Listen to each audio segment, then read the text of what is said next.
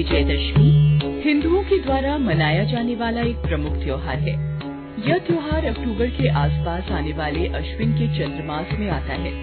बुराई के ऊपर अच्छाई की जीत की मान्यता के रूप में इस त्योहार को विजयदशमी बुलाया जाता है। विजयदशमी त्योहार के पीछे कुछ कथाएं बहुत प्रचलित है। बहुत समय पहले एक महिषासुर नाम का राक्षस था जो बहुत शक्तिशाली था। इसकी उत्पत्ति पुरुष और भैंस के संयोग से हुई थी, इसीलिए उसे महिषासुर कहा जाता था। उसने अमर होने की इच्छा से ब्रह्मा जी को प्रसन्न करने के लिए बड़ी कठिन तपस्या की। ब्रह्मा जी उसके तप से प्रसन्न होकर बोले, वत्स उठो, इच्छानुसार वर मांगो। महिषासुर ने उनसे अमर होने का वर मांगा। ब्रह्मा जी ने कहा, वत्स, एक मृत्यु को छोड़कर जो भी कुछ चाहो मैं तुम्हें प्रदान कर सकता हूँ, क्योंकि जन्मे हुए प्राणी का मरना तय होता है। महिषासुर ने बहुत सोचा और फिर कहा, ठीक है प्रभु, देवता, असुर और मानव किसी से मेरी मृत्यु न हो। तथास्तु कहकर अपने लोक में चले गए। वर प्राप्त करके लौटने के बाद महिषासुर समस्त दैत्यों का राजा बन गया। उसने दैत्यों की विशाल सेना का गठन कर पाताल लोक और मृत्यु लोक पर आक्रमण कर समस्त को अपने अधीन कर लिया। फिर उसने देवताओं के इंद्रलोक पर आक्रमण किया। इस युद्ध में भगवान विष्णु और शिव ने भी देवताओं का साथ दिया, लेकिन महिषासुर के हाथों सभी को पराजय का सामना करना पड़ा और देवलोक पर भी महिषासुर का अधिकार हो गया। वो त्रिलोकाधिपति बन गए। भगवान विष्णु ने एक विकल्प निकाला। महिषासुर को पराजित करने का विकल्प एक ही था कि कोई स्त्री ही महिषासुर को मार सकती थी। इसीलिए भगवान विष्णु के मार्गदर्शन से तय हुआ कि त्रिदेव अपनी ऊर्जा से एक शक्ति को उत्पन्न करेंगे। इस पर सहमति जताते हुए भगवान विष्णु, भगवान शिव और ब्रह्मा जी तथा इंद्रदेव के शरीर से एक दिव्य तेज निकलकर एक परम सुंदरी स्त्री के रूप में प्रकट हुआ। माँ दुर्गा की सवारी के लिए सिंह दिया तथा सभी देवताओं ने अपने अपने अस्त्र शस्त्र माँ दुर्गा की सेवा में प्रस्तुत किए। भगवती ने देवताओं पर प्रसन्न होकर उन्हें शीघ्र ही महिषासुर के भय से मुक्त करने का आश्वासन दिया। भगवती दुर्गा हिमालय पर पहुंची और अट्टहास पूर्वक घोर गर्जना की। महिषासुर के असुरों के साथ उनका भयंकर युद्ध छिड़ गया। एक एक करके महिषासुर के सभी सेनानी मारे गए। फिर विवश होकर महिषासुर को भी देवी के साथ युद्ध करना पड़ा। 9 दिन की लड़ाई के बाद माँ दुर्गा ने महिषासुर का वध कर दिया। सारे ब्रह्मांड में इस विजय को मनाया गया और यह दिवस विजयदशमी की तरह मनाया जाने लगा।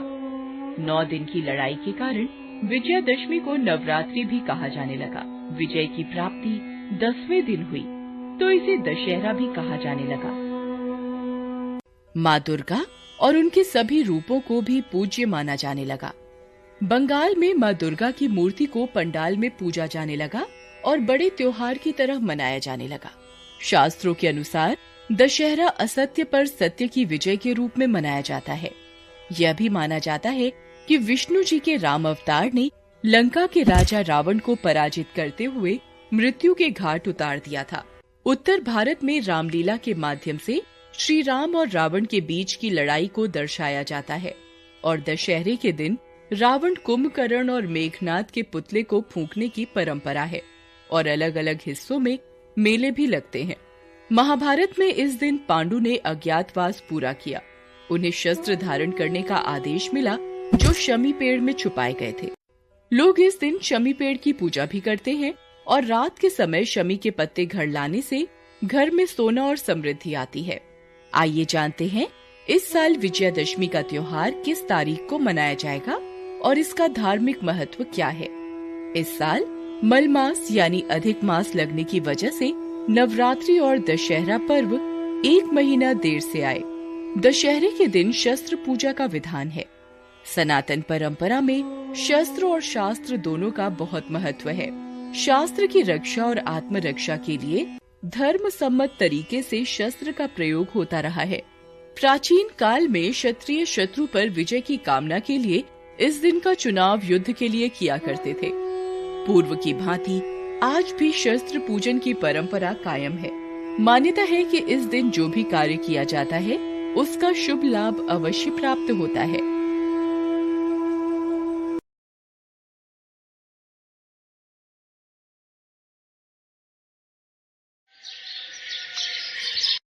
एक गांव में सोहनलाल नाम का एक छोटा व्यापारी रहता था। वो स्वभाव से बहुत ही लालची और कंजूस था। सोहनलाल हर वक्त अमीर बनने के सपने देखता रहता था, इसलिए कहीं भी थोड़ा बहुत अनाज, तेल और राशन सस्ते दामों में मिलता तो सोहनलाल उसे खरीदकर जमा करता रहता था। एक बार, क्या अच्छा, तेल के भाव बढ़ गए, फिर तो आज मेरी आमदनी बहुत अच्छी हो जाएगी। अरे मालती, कहाँ हो? ये लो, लगी हुई है मेरा पूरा घर लुटाने में। अब ये क्या पकड़ा रही है उस भिखारी को? ये लोग भी अच्छी तरह जानते हैं, कहीं भीख मिले ना मिले, सोहनलाल की बीवी तो दान करने में सबसे आगे है। जी, वो माँ दुर्गा के मंदिर में आज महीने का कीर्तन था, तो मैंने केले और बताशे का प्रसाद बांटा था, वही दे रही थी। एक तो तूने ये माँ दुर्गा के नाम पर न जाने मेरे कितने ही रुपए मंदिरों में उड़ा दिए हैं। चल, मैं जा रहा हूँ, तेल के भाव बढ़ गए हैं, जिसे बेचकर आज मुझे काफी मुनाफा हो जाएगा। हाँ। सोहनलाल की सादत से मालती बहुत दुखी रहती थी। वो माँ दुर्गा की भक्ति करती और परिवार की सुख शांति मांगती। एक दिन, गाड़ी यही लगा लो और थोड़ा पीछे करो गाड़ी को। हाँ, सारा माल ठीक से उतार कर घर के भीतर। हाँ, वो पीछे के गोदाम में ले जाना। ए बुढ़िया, हट, अभी मरती गाड़ी के नीचे आकर। और तेरी वजह से मेरा इतना महंगा माल गिर गया। तुम मांगने वालों का भी कोई भरोसा नहीं, जहां देखा कि फायदा हो सकता है मांगने आ जाते हो। बेटा, तेरे पास देने को कुछ नहीं है तो कम से कम 2 शब्द मीठे बोलना सीख। वक्त कब किसी की करनी दिखा दे, कोई भरोसा नहीं। अम्मा जी, आप रुको, मैं अभी आपके लिए कुछ खाने का लाती हूँ और इनकी तरफ से मैं आपसे माफी मांगती हूँ। नहीं बेटी, जिस घर में औरतों का अपमान हो उस घर में मैं कभी नहीं रुकती। जाने दे, जा रही है तो। इन लोगों से मैं वाकिफ हूं, अभी 100-200 रुपए हाथ में दूंगा तो अभी ठीक हो जाएगी ये बुढ़िया। बेचारी मालती उस बुढ़िया को रोक न सकी और वो बुढ़िया निराश होकर वहां से चली गई। कुछ दिनों बाद सोहनलाल को पता चलता है कि उसने जो माल गोदाम में भरा था उसके दाम बढ़ने की जगह कम हो गए हैं। क्या चावल और तेल के भाव कम हो गए? पर ऐसा तो आज तक नहीं हुआ। मैं जब भी अनाज और तेल सस्ते दामों में खरीदता हूँ, कुछ ही दिनों बाद उसके भाव बढ़ जाते हैं। पर इस बार ऐसा क्या हो गया? मैं इतना घाटा कैसे उठा पाऊंगा? अभी मुझे बहुत लोगों के उधार के पैसे देने हैं। सुनिए, ये माँ दुर्गा के मंदिर का प्रसाद लाई थी, ये ले लीजिए। अरे, यहाँ मैं चीजों के दाम गिरने से परेशान हूँ और तू मुझे ये बेकार का प्रसाद दे रही है।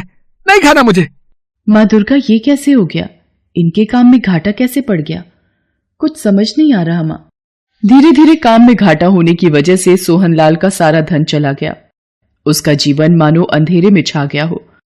वो हर वक्त उदास और निराश ही घर पर बैठा रहता था। सारा कारोबार चौपट होने से चिंता के कारण सोहनलाल बीमार रहने लगा।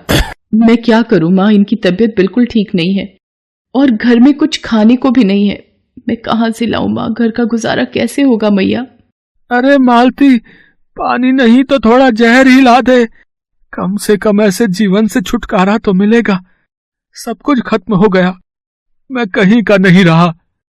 क्या क्या सपने देखे थे कि एक अमीर आदमी बनूंगा, पर आज मेरी क्या हालत हो गई है।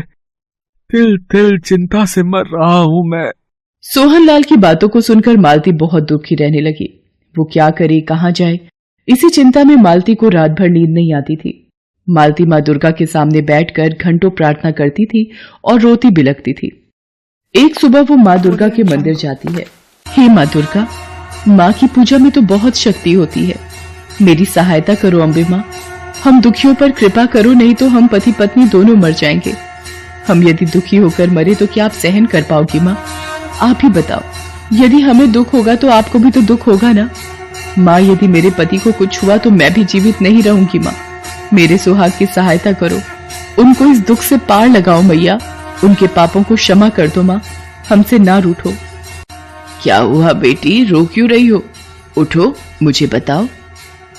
अम्मा, आप तो वही हो ना जिन्हें मेरे पति ने दुत्कार कर उस दिन घर से भगा दिया था? अम्मा, उस दिन मेरे पति ने जिस तरह से आपके साथ दुर्व्यवहार किया, मैं उसके लिए आपसे दिल से क्षमा मांगती हूँ। अम्मा जी, पता नहीं हमारा सब कुछ बर्बाद हो गया। मेरे पति के कारोबार में घाटा हो गया और वो बीमार होकर बिस्तर पर पड़े हैं। न कुछ खाते हैं न पीते हैं, हर वक्त मरने की बात करते हैं। मैं बहुत दुखी हूँ अम्मा जी। बेटी, माँ दुर्गा कभी भी अपने भक्तों के साथ अन्याय नहीं होने देती। उन्हें जरूर किसी बात का दुख लगा है। हो सकता है वो तुमसे रूठ गई हो, तो उन्हें मनाना तो पड़ेगा ही ना। तुम एक काम करो, माँ दुर्गा के नवरात्रि व्रत आने वाले हैं। तुम उनके नाम का नवरात्रि उत्सव प्रारंभ करो। उनके नाम के व्रत रखकर महाअष्टमी के दिन कन्या पूजन करो। जब तुम छोटी छोटी कंजकों को भोग लगाओगी तो माँ दुर्गा उससे जरूर प्रसन्न होंगी और वो तुम्हारे भंडार भरकर सारे दुख दूर कर देंगी। ठीक है अम्मा जी, मैं माँ दुर्गा के नाम के नवरात्रि व्रत जरूर रखूंगी। इतना कहकर वो बूढ़ी अम्मा वहां से चली जाती है। मालती घर आ जाती है और कुछ दिनों बाद वो माँ दुर्गा के नवरात्रि व्रत रखने शुरू करती है और सच्चे मन से उनकी जोत जलाकर पूजा आरती करती है। महाअष्टमी के दिन मालती सोहनलाल के हाथों से माँ दुर्गा के नाम का कंजकों को हलवा, पूड़ी, चने के प्रसाद का भोग लगाती है। सोहनलाल और मालती माँ दुर्गा का आशीर्वाद लेकर कंजकों के पैर छूते हैं। फिर एक दिन, मालती, मैंने अपने मित्रों से कुछ रुपए उधार लेकर माल खरीदा था और मुझे अभी अभी पता चला है कि वो माल बहुत अच्छे मुनाफे में बिक गया है। आज मैं बहुत खुश हूँ मालती। मेरे वही पुराने दिन लौट रहे हैं। अब हमारी निर्धनता भी बहुत जल्दी दूर हो जाएगी। हाँ, सबसे पहले आप देवी माँ के चरणों में प्रणाम करके उनको धन्यवाद करो। आज उन्हीं की वजह से आपके चेहरे पर ये खुशी वापस लौटी है। जय माँ दुर्गा, आपकी जय हो। हे भवानी, आपने मेरी आंखें खोल दी। देखते ही देखते मुझे काम में लाभ होने लगा है। अब मैं आपकी भक्ति करना कभी नहीं छोड़ूंगा। मैं भूखों को भोजन करवाऊंगा, प्यासों के लिए प्याऊ बनवाऊंगा। मैं आपकी भक्ति करते हुए इस दुनिया से जाना चाहता हूँ माँ। मुझे आशीर्वाद दो माँ। और फिर धीरे धीरे सोहनलाल को कारोबार में लाभ होने लगा। उसका घाटा मुनाफे में बदल गया। उसकी निर्धनता दूर हो गई। उसने गरीबों के लिए बहुत से काम किए और अब सोहनलाल सुबह शाम मालती के साथ माँ की पूजा किया करता था। माँ अम्बे के आशीर्वाद से सोहनलाल और मालती के जीवन में खुशियां लौट आई थीं।